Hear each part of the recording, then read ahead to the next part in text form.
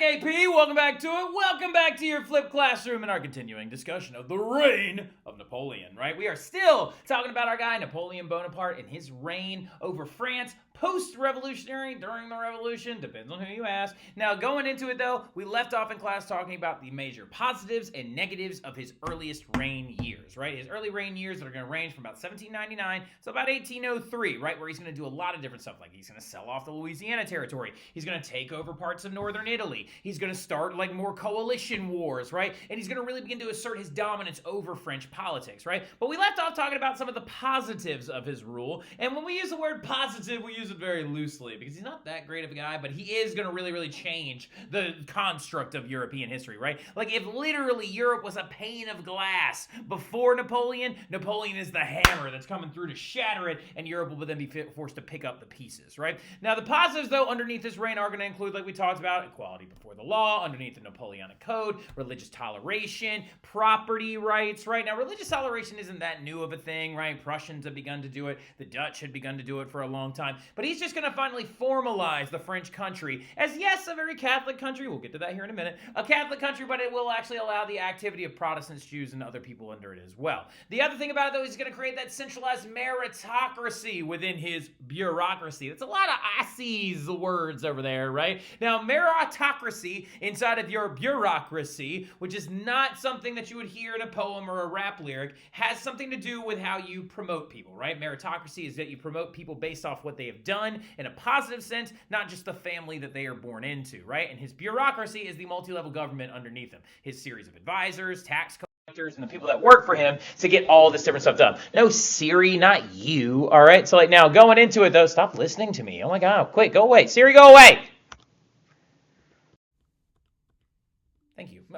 Really quick. The other things he's going to do, though, as well, he's going to create these things known as lycees, which are going to be the very first French public school system, right? Or a very, very, like, not completely public, but a very, very much state-funded school system that will begin to try and focus on the literacy of the youth and also the education of the youth to try and create a more balanced-out population. And many other European countries are actually going to take this idea and run with it. And for many of you, you actually probably heard of the lycees before, as we have the Lycée des Français, I think, right, in the Metairie area, which is, of course, the French school, and then there's the École Classique, right, which is actually in New Orleans over on Magazine Street. Now, another big one that's going to come out, though, is the Concordat of Bologna. I need you to highlight this one, star this one, underline this one, make it look like it's exploding. It's very, very important, all right? And what this is that's actually going to be where he brings the Catholic Church back to France. Because remember what actually had happened. The Catholic Church had disappeared for a while because Maximilien Robespierre and the Committee of Public Safety got rid of it in this thing known as the de-Christianization campaign during the Reign of Terror. And what they're going to do is they're going to usher in this thing called the cult of the supreme being, right? And they got rid of the Catholic Church in mass, right? And they also got rid of Christianity.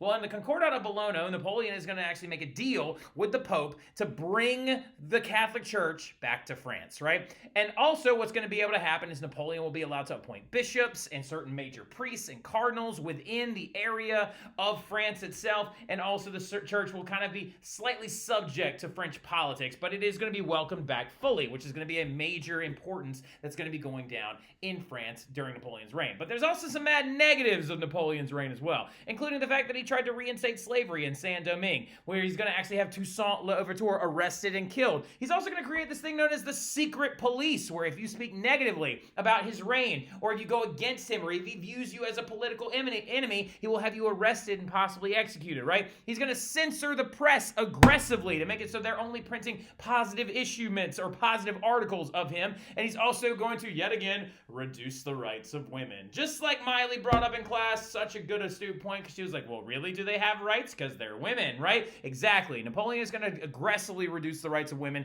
and take away all of the rights that they had actually earned during the revolution. Remember when they were actually like viewed as people, and they actually had property rights, and they had control over their families, and they could divorce their husbands?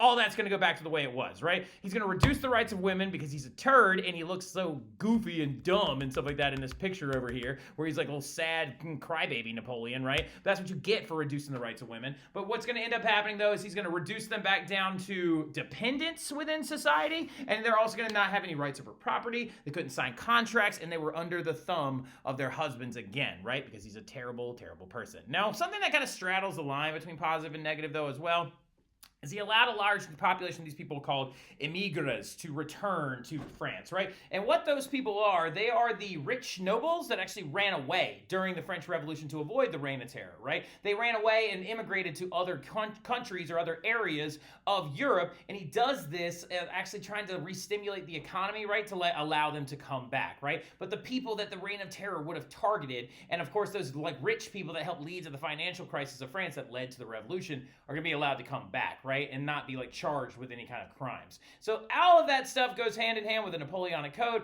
and also Europe sees him as a massive threat because of all these reforms that he's doing and stuff like that. They see him as a threat for mostly for the positive things he's doing, and like they don't even like dislike him for the negatives because they're on board with all of them, which is really screwed up. But now going into it though, so they entire to attack in whole, and it leads to, of course, another set of these things known as the Coalition Wars, right? Now the ones that happened from 1803 to 1814 though, or 1815 specifically, are going to be the ones known also as the Napoleonic Wars, right? They're basically the wars of the coalitions for the 4th, 5th, 6th, and 7th, okay? So what ends up going down though is something we're about to clip in real quick right here. So let's go ahead and watch this real fast, and I'll be right back, okay? A little Mr. Terry from the past. And so the thing about it, though, is he doesn't lose, right? He doesn't lose these wars. He actually is victorious in these wars. The French armies established occupation forces in areas like the Holy Roman Empire, which still exists at this time, and in northern Italy, which means something that like several kids said today in class, which I was very impressed with. If you actually take over little bits and pieces of other countries and you continue to expand and grow your empire, that means, oh, excuse me, I just gave you the answer. All right, so yeah, that means you're no longer a country, you are now an empire, right? Because he has now collected territory where there are non-French speaking people and territory he did not used to own. So he's now growing into what is known as the French First Empire. And all empires need an emperor, right? And so Napoleon crowns himself Emperor of France in 1804. He does this one politically to increase his power and clout, and he does it secondarily so he can actually write another new constitution where he becomes emperor, a hereditary ruler for the rest of his life, right? The big thing about it, though, is at this ceremony, which was a massive, huge ceremony where so many people came to Notre Dame in Paris to watch him be crowned emperor, right? The thing was, he even invited the Pope. There, right there, is Pope Pius, right there, sitting down on the ground, blessing the entire thing with his hands right there. But there's a really big moment that happens during this ceremony when Napoleon walks in and he's dressed like this, right? He actually walks in dressed like an emperor already. He's wearing a laurel wreath on his head, going through the ideals of the Roman emperors that had come thousands of years before him, right? He walks up to the front. Pope Pius IX takes the crown and begins to actually descend it on top of his head, saying a prayer and blessing it and stuff like that, trying to actually show that God will be the one that gives you this power. Napoleon stands up in the middle of the ceremony and yanks the crown out of the Pope's hands and turns around and places it on his wife's head. Now, some of you are like, oh, does this mean his wife is now the emperor? No.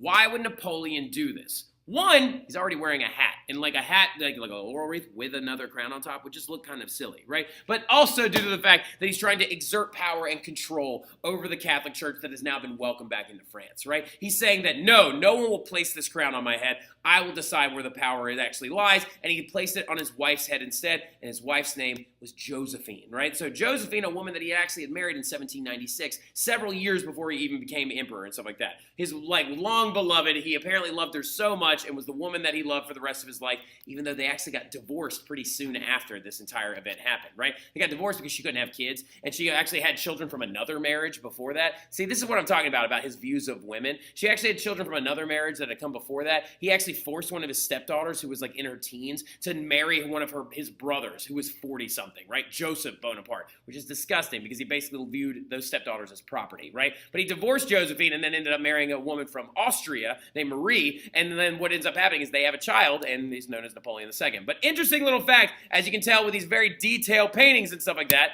the same guy who painted this famous picture of the death of Marat, which of course is right here behind me in my classroom as well, is the same imperial court painter that would paint all of his paintings, making him look grandiose as the Napoleonic Wars continue to escalate, right? So as the Napoleonic Wars continue to escalate and Jean-Paul Marat is like, or not Jean-Paul Marat, excuse me, that guy's dead, as in Jacques-Louis David continues to paint these amazing portraits of this new emperor of France, everything starts going down, and Napoleon continually wins battle after battle after battle that he faces against different coalition forces, right? Now, he loses a handful, but it's a very small handful, right? He ends up losing, I think, 4 in the early coalition wars, and he ends up losing 4 towards the end of his reign, right? So the thing about it, though, in general, is Napoleon just keeps winning and occupying more and more territory. A good example of this is actually the Battle of Austerlitz, right? The Battle of Austerlitz, he actually shows up with his French Revolutionary Army and defeats a combined force of Austrians, Prussians, and Russians as well, using different tactics and flanking movements of artillery and gaining the high ground on a ridge in the middle of the battlefield, and uses lightning quick strikes and overwhelming force to take over this entire group and brings Prussia and Austria under the rule of the Napoleonic forces as well, right? Which is a really, really big moment in his career.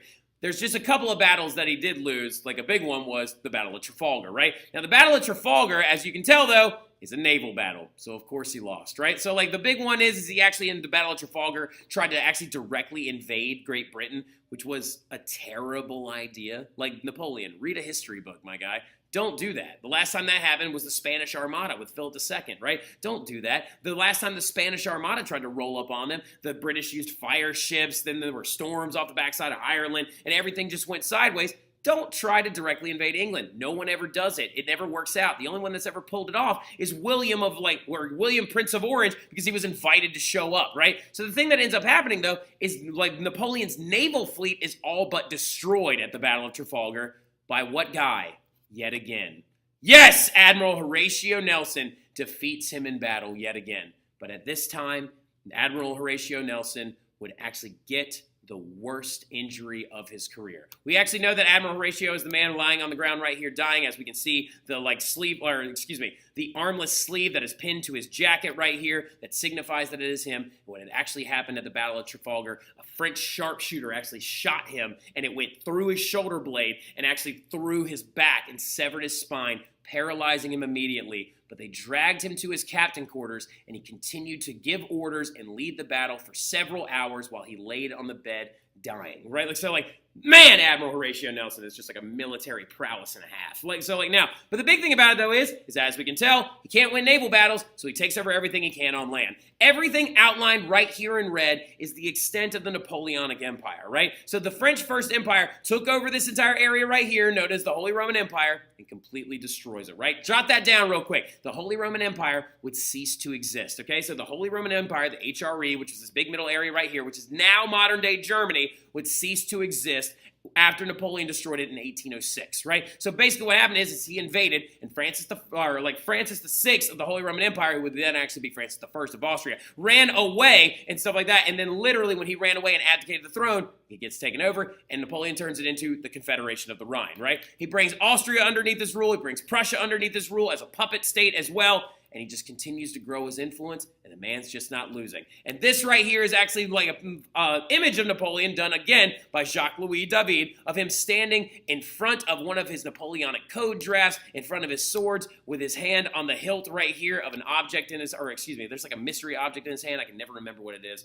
I think it's like a looking glass or something like that. But the big thing about it is, look at him right there. Calm, cool, collected, with his hand in his shirt, and the twilight hours of him signing and drafting up many documents, looking like the hard-working general that he always would be. But he goes from this in about 1810 to looking like this by about 1814, right? What has happened to this guy? What is leading to his downfall? Where his downfall is pretty dramatic and pretty intense. Napoleon's downfall begins with 3 huge mistakes that he made, okay? 1 is known as the Continental System. 2 is known as the Peninsular Campaign, and the 3rd big mistake is the invasion of Russia.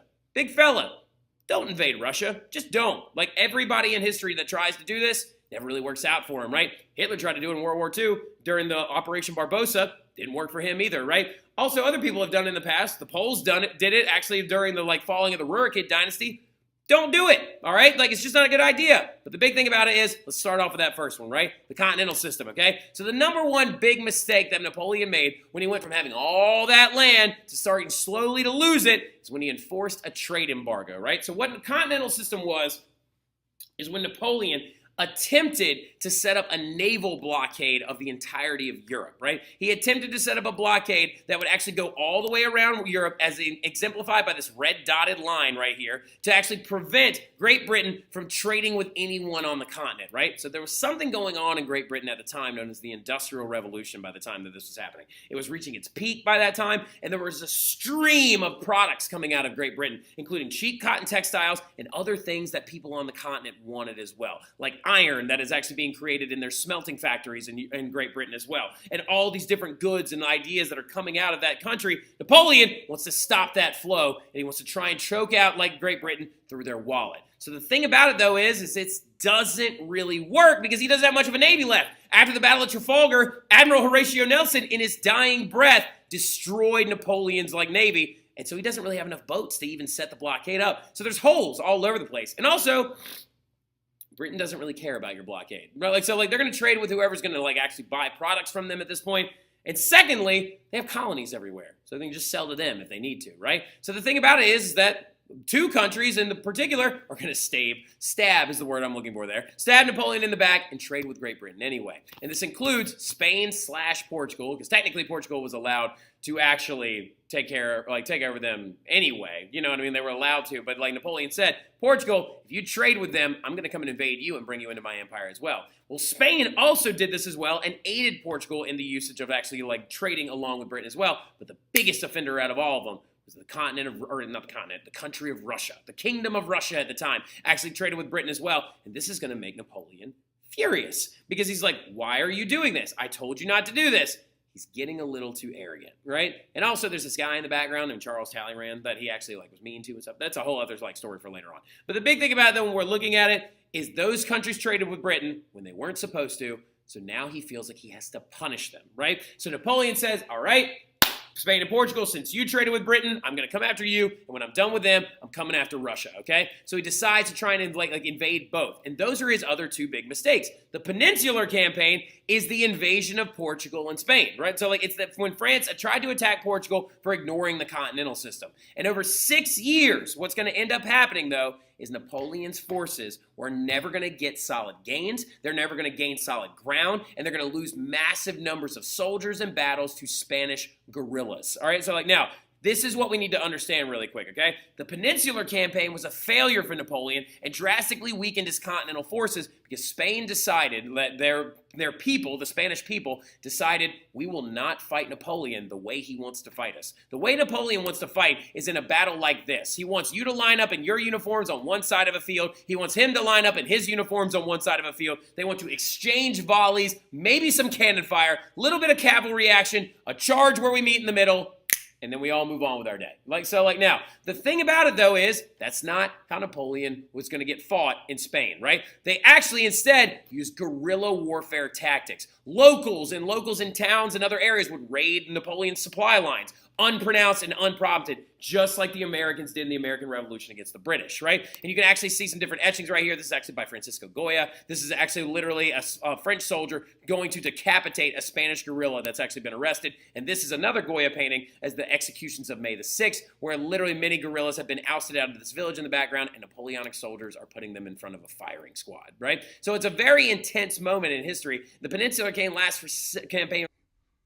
Thank you, Mr. Terry from the past. I appreciate you talking about all that other stuff with Napoleon, right? Including him snatching that crown out of the Pope's hand, and then his biggest mistakes, right? Including the continental system and the first Peninsular Campaign, right? But if you remember to what I was just talking about back to the continental system when we were discussing how several of the countries are going to violate his continental system and begin to trade with Britain aggressively when they weren't supposed to, it was not just Portugal/Spain, but it was also the Russians, right? And the Russians are going to begin to aggressively trade with the Brits as well. And so he decides he's going to do something he should just never do, right? So you should never, ever, ever, ever, ever, ever, ever invade Russia. Just don't do it. All right, so for example, if any of you become a dictator of Europe, like Gabriel Bush, if you become a dictator one day of Europe, don't invade Russia. It's just not a bright idea, right? Because this is one of the biggest things that you would consider his largest mistake, right? If you were to point to one of his mistakes that are that's the kicker right there, it's definitely the invasion of Russia, right? Because just don't do it because it's really, really big, right? It's also really, really cold, and also they're very, very scrappy people when it comes to their military, right? You have to understand that this is now the Empire of Russia that he is invading, just like it's now the Empire of France. But still, they decide to go and invade Russia, and they're going to do it against people that you're going against them on their home turf, right? You're going against Russians fighting in Russia, so you're already at a massive disadvantage. Your army is also a little bit weakened due to the fact that you have like guerrilla warfare attacks going on in Spain, but Napoleon didn't care because he thought he had it covered, right? He thought he had it covered. He's like, I don't care how cold and big it is, I got this, right? I don't care if we have to traverse thousands of miles to get there, and then we're also going to end up there during the winter time. We got this because I've got a massive army, right? Because Napoleon like actually recruits the biggest army that Europe has ever seen. It is known as the Grand Army, and it's made up of 600,000 troops, all led by Napoleon himself, because he was actually there during this Russian invasion, right? And they were recruited from all over the empire, okay? And so they had troops from Germany, and they had troops from France, and they had troops from Prussia, and they had troops from Austria, right? And all of these puppet states that were underneath them. And so he recruits this massive army, and not only does he recruit them, but he gives them the very first tin-canned food, right? He was like, I even have food that can survive us through the winter, because it will be in these fancy new tin cans, right? And he also used extra tin from the cans to make winter clothes with tin buttons on them. But what he was unaware of is that literally that tin that he's going to use to make those cans of food and also the buttons on their winter coats and like their winter clothing is going to be the biggest backfire in history, right? The Russian response, though, when the French start rolling into their territory, is going to be a very aggressive policy, also known as scorched earth policy, right? So what you have to understand is that Russia and France are going to have some really, really big battles at the beginning of this invasion, right? Some really huge battles in the different outskirt areas and the outlying territories far away from Moscow and St. Petersburg, in the countryside and in the fields of Russia, right? And what's going to end up happening is that the Russians are aware that the French army is massive, because the Russians only had an army of about 215,000, right? They were outnumbered almost 3-1, okay? So that's a huge outnumbering, okay? You're talking about the Grand Army. That's not even Napoleon's full army in the